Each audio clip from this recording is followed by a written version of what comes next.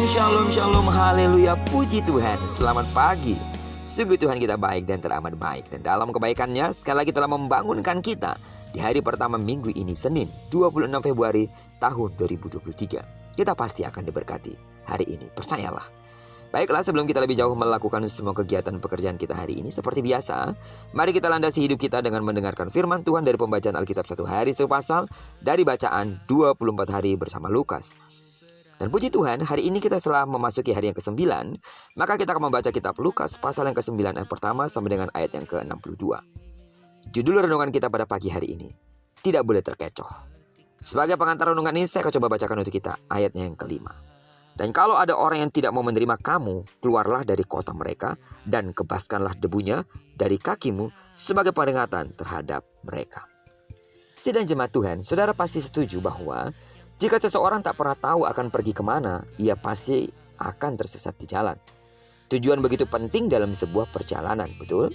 Apalagi dalam perjalanan hidup, fokus pada tujuan membuat kita menjadi tak salah arah. Tujuan Yesus datang ke dunia jelas untuk memberitakan kerajaan Allah.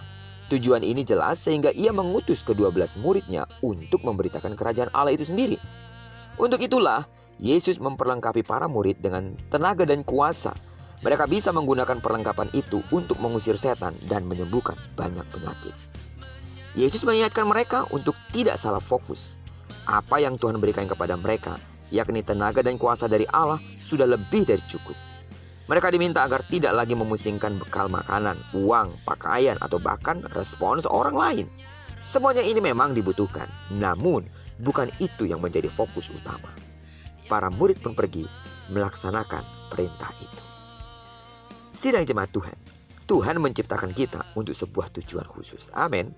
Tugas kita adalah peka mendengarkan suaranya agar mengetahui tujuan hidup kita. Sesudah menemukannya, kita harus fokus pada tujuan itu.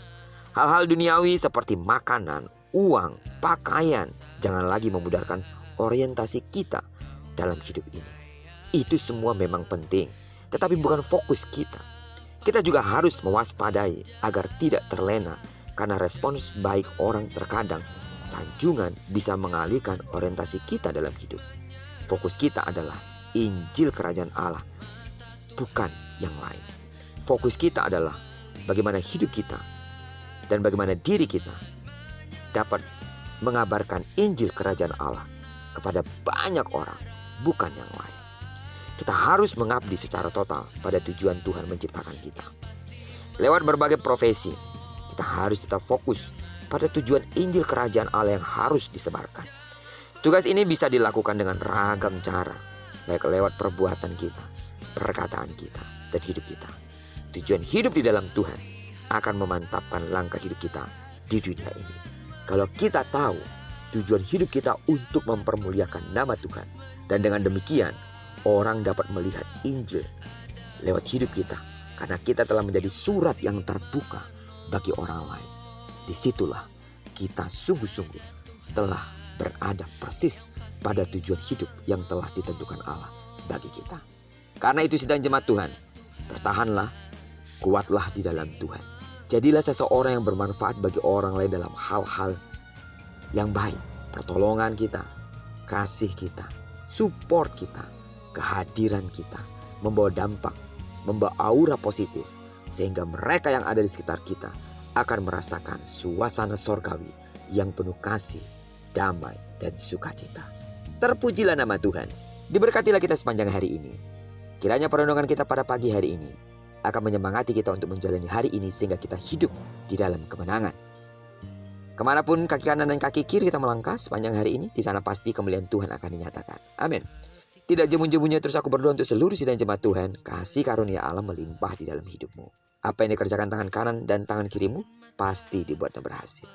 Bagi sidang jemaat Tuhan yang sakit secara fisik, dalam nama Yesus, sembuhlah sesuai dengan takaran imanmu.